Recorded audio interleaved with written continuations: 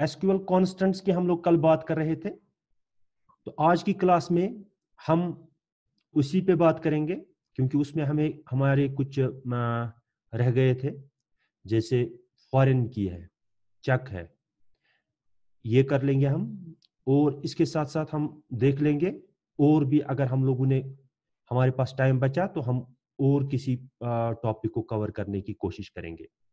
तो फिलहाल class 12th IP हमारा सब्जेक्ट है, फंडामेंटल्स ऑफ डीबीएमएस हम पढ़ रहे हैं, इसके 20 मार्क्स है एग्जाम में। तो टॉपिक हमारा है एसक्यूएल कॉन्स्टेंट्स। तो कल हमने एसक्यूएल कॉन्स्टेंट्स के बारे में जाना कि क्या होते हैं एसक्यूएल कॉन्स्टेंट्स। तो इनको हम इस्तेमाल करते हैं to specify rules for data in a table. तो जैसे आप लोगों ने देखा कि बहुत सारे कॉलम्स ऐसे होते हैं जिनमें कुछ पर्टिकुलर किसी पर्टिकुलर रेंज में हमें डेटा एंटर करना पड़ता है। जैसे हमारी क्लास है, हमारी स्कूल है, वहां पे एक कॉलम है क्लास। क्लास हमारी 4 ही हो सकती है। तो कोई गलती से भी अगर एंटर करे, हमारी 9th 10th 11th 12th है, कोई अगर गलती से एंटर करे 8th, उसका वो एक्सेप्ट नहीं होना चाहिए। अगर कोई गलती से एंटर करे 7th, कोई उसका वो एक्सेप्ट नहीं होना चाहिए। तो ये काम है कॉन्स्टेंट्स का। इससे हम रिस्ट्रिक्ट करते हैं यूजर को from entering the wrong data into the table.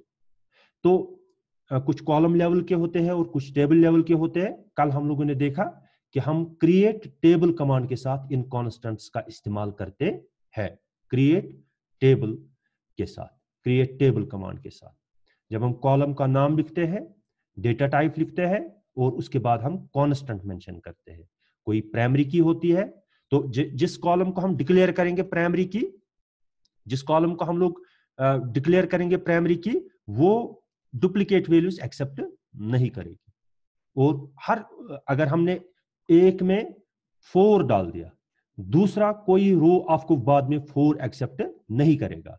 और वो कॉलम जिसके सामने हम प्राइमरी की लिखते हैं, तो वो प्राइमरी की कहलाएगी इस टेबल की।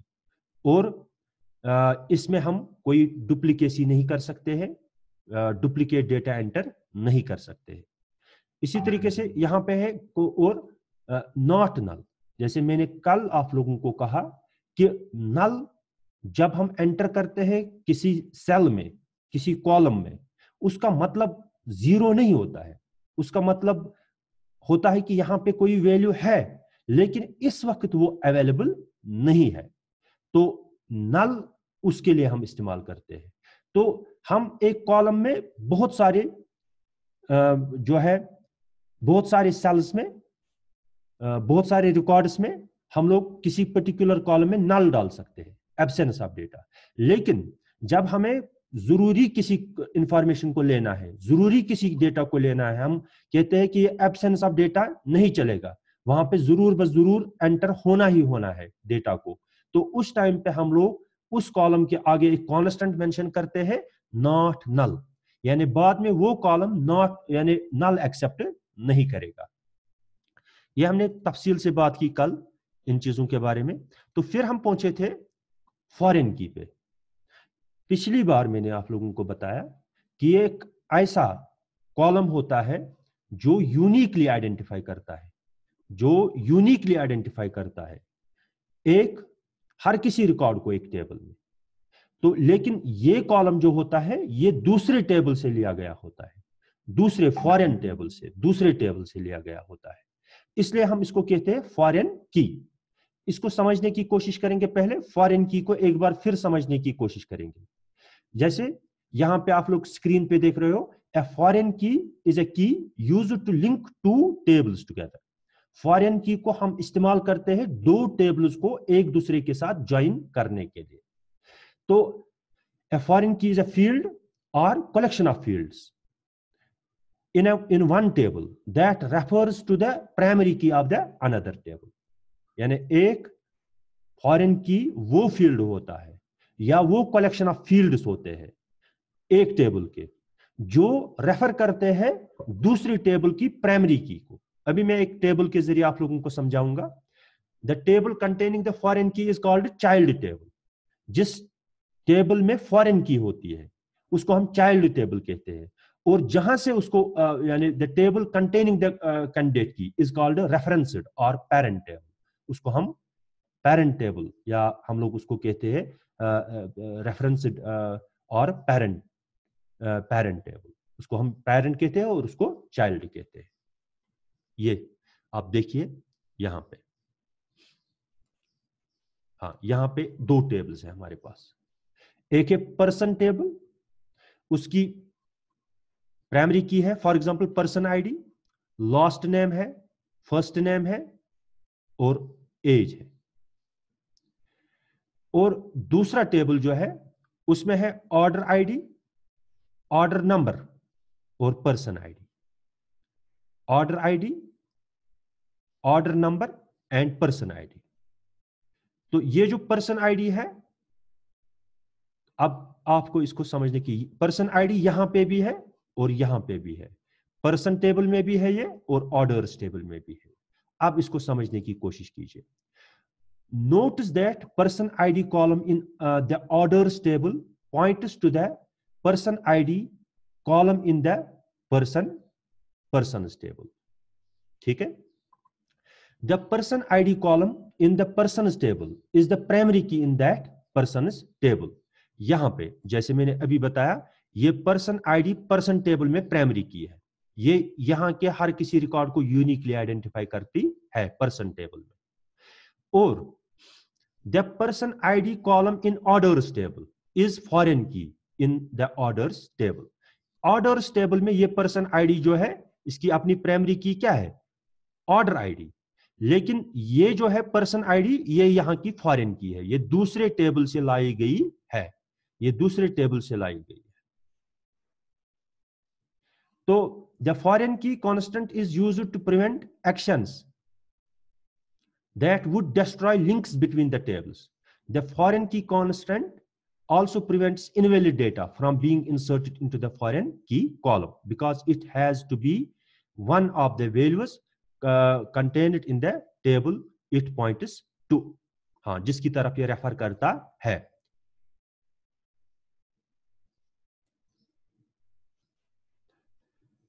क्योंकि हम इनको ज्वाइन करने के लिए इस्तेमाल करते हैं। हम कॉमन कॉलम इसलिए रखते हैं ताकि हम दो टेबल्स को एक दूसरे के साथ ज्वाइन करें। तो इसके यहां पे क्या होता है कि ये पॉइंट करता है, रेफर करता है दूसरे टेबल को। जैसे यहां पे हमारे पास कौन सा है? जैसे यहां पे हमारे पास पर्सन्स टेबल है, पर्सन्स टेबल है, ये पर्सन्स टेबल। देखो ऊपर आप एक बार फिर, a foreign key is the key used to link two tables together. Foreign key हम उसको कहते हैं जो दो टेबल्स को एक दूसरे के साथ ज्वाइन करती है, लिंक करती है। A foreign key field, a foreign key is a field और collection of fields in one table that refers to primary key in another table. जैसे यहां पे ये पर्सन आईडी किसको रेफर करती है? पर्सन आईडी यहां पे पर्सन टेबल के पर्सन आईडी को रेफर करती है, यानी यहां की प्राइमरी की को रेफर करती है, यानी पर्सन टेबल की प्राइमरी की को रेफर करता है। ये इसको रेफर करता है। ठीक है? तो यहां की प्राइमरी की को, यानी पर्सन टेबल की प्राइमरी की को ये रेफर करता है। ये जो पर्सन आईडी कॉलम है ऑर्डर्स टेबल में, ये रेफर करती है किसको? ये रेफर करती है पर्सन आईडी कॉलम जो यहां की पर्सन टेबल की प्राइमरी की है, उसको ये रेफर करता है। तो इसको हम कहते हैं दिस इज फॉरेन की, फॉरेन की।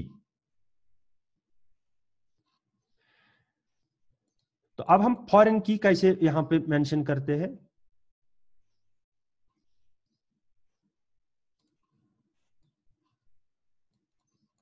हाँ, तो यहां पे हम कैसे करते हैं ये चीजें? तो यहां पे आप देखिए एसक्यूएल फॉरेन की और क्रिएट टेबल, कैसे हम फॉरेन की को यहां पे फॉरेन की कांस्टेंट को मेंशन करते हैं। जैसे हम लोगों ने टेबल क्रिएट किया, क्रिएट टेबल ऑर्डर्स, हमने एक टेबल को क्रिएट किया, उसका नाम क्या है? ऑर्डर्स। इसमें हम लोगों ने एक कॉलम रखा ऑर्डर आईडी, ऑर्डर आईडी, इसका डेटा टाइप है इंट, इंटीजर स्टोर करेगा ये। Not null, that means null values ये एक्सेप्ट नहीं करेगा। और इसको हमने रखा है प्राइमरी की, प्राइमरी की यानी ऑर्डर्स टेबल की जो प्राइमरी की है वो कौन है, ऑर्डर आईडी। इतना तो आप लोगों को क्लियर है, इतना तो आपको आता है। दूसरा हम लोगों ने रखा यहां पे ऑर्डर नंबर, ऑर्डर नंबर, और उसका भी डेटा टाइप है इंटीजर, वो भी इंटीजर वैल्यू स्टोर करेगा। उसका भी हम लोगों ने एक कांस्टेंट रखा है ताकि वो नल वैल्यूज को एक्सेप्ट ना करे, नॉट नल, यानी ये भी, ये कॉलम भी नल वैल्यूज एक्सेप्ट नहीं करेगा। इसके बाद हमने इसमें एक कॉलम रखा है पर्सन आईडी, पर्सन आईडी, ये इसका एक कॉलम है। इसमें हम, इसका भी डेटा टाइप है इंटीजर, और इसको हमने फॉरेन की, ये फॉरेन की है जो रेफर करती है, references, persons, references persons table, यानी पर्सन्स टेबल, यहां पे पर्सन्स ये जो है टेबल का नाम है, दूसरे टेबल का नाम है। तो वहां के किस कॉलम को वो रेफर करती है, वहां के वो पर्सन आईडी कॉलम को रेफर करती है। ये वाला देखिए आप, ये हमने ये टेबल क्रिएट किया। कौन सा टेबल हम लोगों ने क्रिएट किया, ऑर्डर्स टेबल, ये टेबल हम लोगों ने क्रिएट किया। इसमें हम लोगों ने ऑर्डर आईडी को क्या रखा, ऑर्डर आईडी को हमने प्राइमरी की रख दिया। उसके बाद है दूसरा ऑर्डर नंबर, इसको भी न्यूमेरिक रख दिया, ये दूसरा कॉलम है। और एक कॉलम है यहां पे, that is person ID, person ID यहां का एक कॉलम है, यहां का। और हमने इसको फॉरेन की बनाया, लेकिन किस टेबल का, यानी किस टेबल के, पर्सन आईडी यहां पे बन गया, ये पर्सन आईडी बन गया यहां, ये इस टेबल की प्राइमरी की बन गई। जो दूसरा टेबल है पर्सन टेबल, इस टेबल की ये जो इस टेबल का कॉलम है पर्सन आईडी, ये असल किसका कॉलम है, ऑर्डर टेबल का।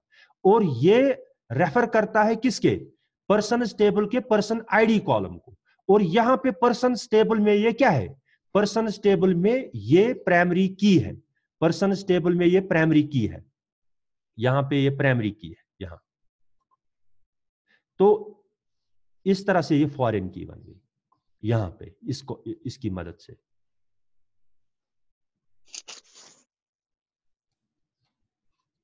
यहां पे आप देखिए पर्सन आईडी किस टेबल का कॉलम है, ऑर्डर्स टेबल का।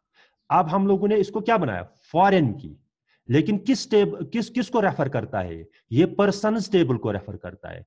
वहां पे किस कॉलम को रेफर करता है, पर्सन आईडी को, पर्सन आईडी। तो यहां पे आप देखिए कि ये बन गया हमारा, हमारी फॉरेन की, ये है हमारा फॉरेन की कांस्टेंट। तो ये हमारी फॉरेन की बन गई।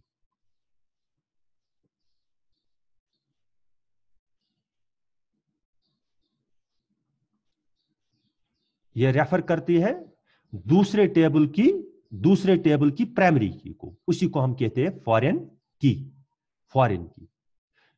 ये रेफर करती है दूसरे टेबल के, किसको, दूसरे टेबल की प्राइमरी की को, दैट इज कॉल्ड फॉरेन की। किसी को कोई डाउट? यहां पे हमें यह मानना है कि ये already person table already created है, ठीक है, पर्सन टेबल ऑलरेडी क्रिएटेड है। तो अब वहां से हमने एक कॉलम पर्सनल आईडी, वो जो वहां की प्राइमरी की है, और ये वाला कॉलम उसको रेफर करेगा, दैट इज कॉल्ड फॉरेन की। तो यहां पे ये है SQL check constant, SQL check constant. अब चेक करना है कोई वैल्यू, फॉर एग्जांपल हमें चेक करना है किसी वैल्यू को, फॉर एग्जांपल कोई कॉलम है, जैसे मैंने पिछले दिनों आप लोगों को बताया एम्प्लॉय की एग्जांपल, या अभी मैंने क्लास की एग्जांपल बताई आप लोगों को। तो यहां पे हम लोग क्या करते हैं, हम लोग रिस्ट्रिक्ट करते हैं यूजर को किसी पर्टिकुलर रेंज में। फॉर एग्जांपल ये 4 वैल्यूज इस कॉलम में अलाउड है, या इस रेंज में डेटा वैलिड है। फॉर एग्जांपल अगर हमें देखना होगा कि एम्प्लॉय टेबल का एज कॉलम है, एम्प्लॉय टेबल का एज कॉलम है, एम्प्लॉय टेबल का एज कॉलम है, तो एज 18 से कम नहीं हो सकती है और 60 से ज्यादा नहीं हो सकती है। तो हम उस कॉलम में क्या करते हैं, हम उस कॉलम में चेक कांस्टेंट लगाते हैं कि इसका वैल्यू चेक कीजिए, इस कॉलम का वैल्यू चेक कीजिए। जब कोई डेटा एंटर करेगा उसको चेक कीजिए, इस रेंज में है, अगर है तो अलाउ कीजिए, अगर नहीं है तो अलाउ मत कीजिए। तो यहां पे आप लोग देखेंगे ये है, तो the check constant is used to limit the value range that can be placed in a column. If you define a check constant on a single column, it allows only certain values for this column. If you define a check constant on a table, it can limit the values in certain columns based on values in other columns in the row. यही बात है। तो यहां पे अब हम इसको अमलाने की कोशिश करेंगे। फॉर एग्जाम्पल हमारा एक टेबल है, उसका नाम है पर्सन्स। वहां पे हमारा कॉन्सेप्ट जो है एज ग्रेटर देन और इक्वल टू 18 या 18 से ज्यादा एज हो सकती है, उससे कम नहीं हो सकती। तो हम लोग उस वाले कॉलम, जैसे हम लोगों ने टेबल को क्रिएट किया, create table persons, create table student, create table क्या कहते हैं इसको, स्टूडेंट एम्प्लॉय, कोई भी टेबल आप क्रिएट कर सकते हो। बाद में जो नॉर्मल कॉलम्स होंगे उनको आप मेंशन करेंगे, उसी तरीके से क्या कांस्टेंट लगाने होंगे आपको, क्या डेटा टाइप, क्या नाम रखना होगा, जो भी होगा। इसके बाद हम पहुंच गए एज कॉलम पे। एज कॉलम पे हमें रिस्ट्रिक्शन लगानी है कि एज यहां पे नहीं हो सकती है 18 से कम। एक पर्सन की यहां हमारी ऑर्गेनाइजेशन में जो जिन लोगों के साथ हमारा काम है उनकी एज 18 से कम नहीं हो सकती है। इसलिए हम लोगों ने क्या कांस्टेंट यहां पे मेंशन कर दिया कि एज चेक कीजिए, check age is greater than और इक्वल टू 18। अगर है तो अलाउड होगा, उस डेटा वो डेटा एंटर हो जाएगा उस कॉलम में, अगर नहीं होगा तो वो अलाउ नहीं होगा, तो वो आपको डेटा एंटर करने वो डेटा ऐड नहीं होगा उस कॉलम में तब तक जब तक कि आप वैलिड डेटा एंटर नहीं करेंगे। इसी तरीके से फॉर एग्जाम्पल यहाँ पे एम्प्लॉय टेबल जैसे है, एम्प्लॉय टेबल उसकी भी जैसे एज है, हम लिख सकते हैं यहां पे int age, int check age between, check age हम एक कीवर्ड इस्तेमाल कर सकते हैं between, between 18 and 60, between 18 and 60। या इसी तरीके से आपका स्टूडेंट कॉलम है, स्टूडेंट टेबल है, वहां पे एक कॉलम है क्लास, क्लास जैसे हम इसको माने क्लास, क्लास कॉलम है, उसका डेटा टाइप है कैरेक्टर, वेयर केयर 2, 4 उसका साइज है। चेक, चेक करके हम लोग यहां पे लिखेंगे जैसे 9th, 10th, 11th, 12th। बस इसके बगैर, इन 4 के बगैर अगर किसी ने कोई और क्लास एंटर कर दी वो एक्सेप्ट नहीं हो, उसको एक्सेप्ट नहीं किया जाएगा। ये चेक की मदद से हम लोग कर सकते हैं, चेक कांस्टेंट की मदद से। इसी तरीके से और एक कांस्टेंट है डिफॉल्ट। जैसे हमें पता है कि अक्सरियत की जो एड्रेस है वो कंगन है, हम लोग किसी किसी को चेंज करना है, यानी अगर कोई एंटर नहीं करेगा तो उसका बाय डिफॉल्ट क्या हो जाएगा, कंगन एंटर होगा बाय डिफॉल्ट खुद से, उसमें कोई एंटर नहीं करेगा। हाँ, जिसको कोई चेंज करनी होगी वो वहां पे मेंशन करेगा, वो चेंज करेगा, कंगन की जगह और कुछ लिखेगा। तो यहां पे आप लोग डिफॉल्ट जो है, डिफॉल्ट कांस्टेंट, डिफॉल्ट कांस्टेंट, इसमें हम डिफॉल्ट वैल्यू मेंशन करते हैं।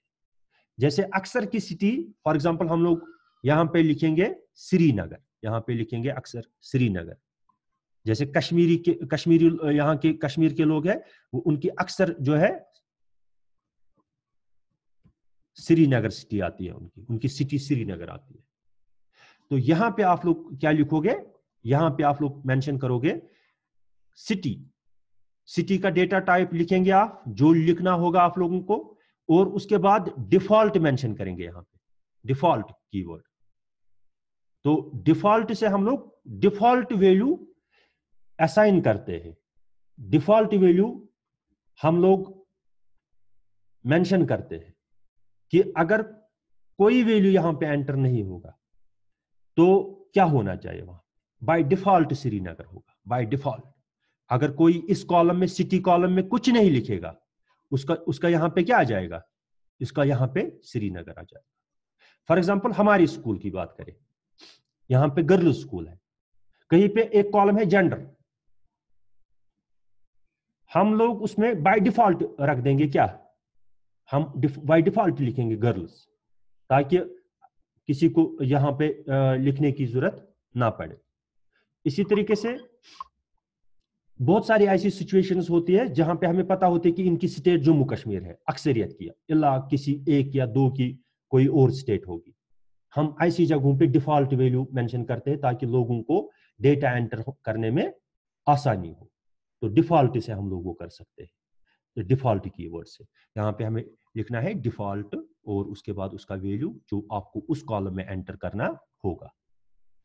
तो ये मैंने आज आप लोगों को बताया इसके बारे में, और कॉन्स्टेंट्स के बारे में, जो बचे हुए कॉन्स्टेंट्स थे। तो कंफ्यूज नहीं होना किसमें? फॉरेन की में। फॉरेन की मैं बात करूं, उसको बड़े ध्यान से देखना, कंफ्यूज मत होना। Foreign key is a key used to link two tables. Foreign key छ अख फील्ड या collection of fields in one table, यम अकिस टेबलस मज आसान छ, अकिस टेबलस मज आसान छ। तो रेफर छ तिम करन बिक टेबल च प्राइमरी की, रेफर छ तिम करन बिक टेबल च प्राइमरी की। जैसे यहां पे है, ये पर्सन आईडी है, ठीक है, ये फॉरेन की है, ये रेफर करती है पर्सन पर्सन टेबल की प्राइमरी की। दिस इज कॉल्ड फॉरेन की, दिस इज कॉल्ड फॉरेन की।